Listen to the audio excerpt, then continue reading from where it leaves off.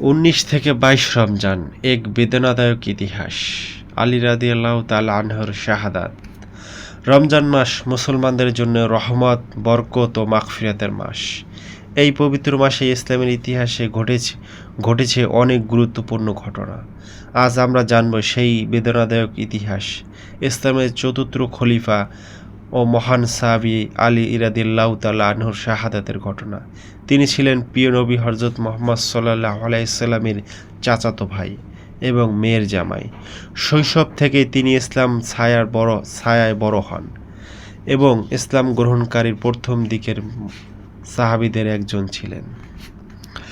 সাহস, জ্ঞান, ন্যায়বিচার এবং আল্লাহর প্রতি গভীর তাকওয়ার জন্য তিনি ছিলেন সবার কাছে অত্যন্ত প্রিয়। 40 হিজরি সালের 19 রমজান ভোরে আলী রাদিয়াল্লাহু তাআলা আনহু ফজরের নামাজ পড়ানোর জন্য কুফার মসজিদে প্রবেশ করেন। মুসল্লিরা নামাজের জন্য কাতারে দাঁড়িয়েছিলেন।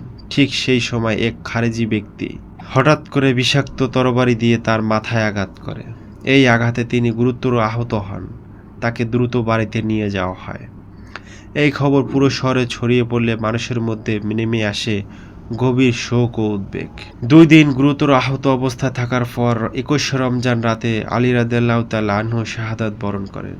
ইন্না লিল্লাহি ওয়া ইন্না ইলাইহি রাজিউন। তার ইন্তেকালের খবর শুনে পুরো মুসলিম বিশ্ব শোকে স্তব্ধ হয়ে যায়। তিনি ছিলেন সত্য ও ন্যায়ের প্রতীক। তার সাহস, ন্যায় বিচার এবং শাহাদাত মুসলমানদের জন্য এক অনন্য দৃষ্টান্ত হয়ে আছে। 22 রমজান পরের দিন রাতে তার জানাজা সম্পূর্ণ হয়। জানাজা পড়ান তার পুত্র হাসান রাদিয়াল্লাহু তাআলা আনহু। এরপর তাকে দাফন করা হয় বর্তমান নাজাফ শহরে। আজও সেই স্থান মুসলমানদের কাছে একটি ঐতিহাসিক স্মৃতিচিহ্ন হয়ে আছে। আলী রাদিয়াল্লাহু আনহুর জীবনে আমাদের অনেক শিক্ষা দেয়। সত্যের পথে অটল থাকা, ন্যায়ের বিরুদ্ধে দাঁড়ানো, আল্লাহর পথে ত্যাগ স্বীকার করা, ন্যায় ও ইনসাফ প্রতিষ্ঠা করা।